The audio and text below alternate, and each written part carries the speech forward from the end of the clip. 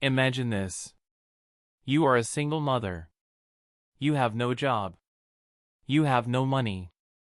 You are living on government help. You sit in a small coffee shop with your baby sleeping beside you. And you write. You write a story about a boy who discovers he is a wizard. 12 publishers say no to your book. 12 times you hear, this will not sell. But you do not give up. Today, your books have sold over 450 million copies. They have been translated into 73 languages. You are one of the richest women in the United Kingdom. This is the true story of J.K. Rowling, the woman who created Harry Potter. A story about magic. But her real life? That was even more inspiring. Because she turned pain into power. She turned rejection into success. Let's begin. Joanne Kathleen Rowling was born on July 31, 1965, in Yate, England. Her parents loved to read. Their house was full of books. Everywhere you looked, there were books. On shelves. On tables. Little Joanne loved this. She would sit for hours, reading and dreaming. From a very young age, she knew one thing. She wanted to be a writer. At 6 years old, she wrote her first story. It was called Rabbit. It was about a rabbit named Rabbit. Simple. Innocent. Full of imagination. Her parents smiled when they read it. They did not know that one day, their daughter would become one of the most famous writers in the world. Joanne grew up in the town of Chepstow. She went to school like any normal child. But inside her mind, something special was happening. She was always creating stories and imagining new worlds. Always dreaming of adventures. After school, Joanne went to the University of Exeter. She studied French literature and classical languages. She spent 1 year in France, taking special courses. She loved learning. She loved books. After university, she returned to England. She got a job in London, working for Amnesty International. She was a researcher. It was a good job. But it was not her dream. Her dream was still the same. To write. To create. To tell stories. But life had other plans first. In 1990, something unexpected happened. Joanne was on a train from Manchester to London. The train was delayed. She was sitting by the window, looking outside. And suddenly, an idea came into her mind. A boy. A young boy with glasses. He did not know he was a wizard. But he was about to discover a whole new world. The idea was so clear. So powerful. She did not have a pen with her. So she just sat there for 4 hours, building the story in her mind. Harry Potter was born. Joanne was so excited. She could not wait to start writing. But then, life became very hard. Just a few months later, her mother died. Her mother had been sick for 10 years, fighting a terrible disease. And now, she was gone. Joanne was heartbroken. She felt lost and alone.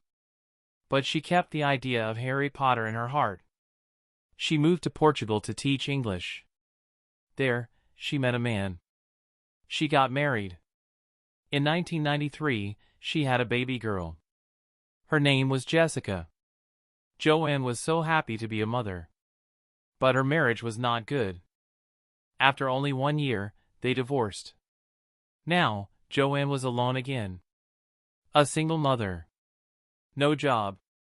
No money. She moved to Edinburgh, Scotland, to be near her sister. She lived in a tiny apartment. She had no heating in the winter. She lived on government benefits. Some weeks, she had almost no food. She was so poor, she could not even afford to buy her daughter new clothes. She felt like a failure. She felt like she had lost everything. And then, she was diagnosed with depression. She felt like giving up. But there was one thing that kept her going. Harry Potter. Every day, Joanne would put her baby daughter in a stroller. She would walk to a small coffee shop. The coffee shop was warm. Her apartment was cold. She would buy 1 cup of coffee. And she would sit there for hours. Writing.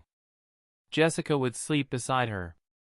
And Joanne would write the story of a boy who lived in a cupboard under the stairs. A boy who had nothing. A boy who was told he was nobody. But then, one day, he discovered he was special. He discovered he had magic inside him. She believed in her story. After years of writing, she finally finished the book. It was called Harry Potter and the Philosopher's Stone. She typed the entire manuscript on an old typewriter. She made 2 copies. And then, she started sending it to publishers. She waited. And waited. And then, the first rejection came. No, thank you. We are not interested. Then another rejection. And another. And another. 12 publishers said no. 12 times, someone told her, this book will not sell. 12 times, someone told her to give up. But she did not give up. She kept trying. Finally, a small publishing house called Bloomsbury decided to take a chance. They agreed to publish the book. But they gave Joanne some advice. They said, do not use your full name. Use your initials. Why? Because boys might not want to read a book written by a woman. So Joanne became J.K. Rowling. She added the K for Kathleen, her grandmother's name. She hid her identity. Just to give her book a chance. The book was finally published in 1997. Only 1,000 copies were printed. Nobody expected it to be a success. But something incredible happened. Children loved the book. They could not stop reading it. The book started selling. It won the British Book Award for Children's Book of the Year. Publishers from other countries wanted to buy the rights. Hollywood wanted to make a movie. Suddenly, J.K. Rowling was not poor anymore. She was becoming famous. But she was not finished. She had more stories to tell. Over the next 10 years, she wrote 6 more books.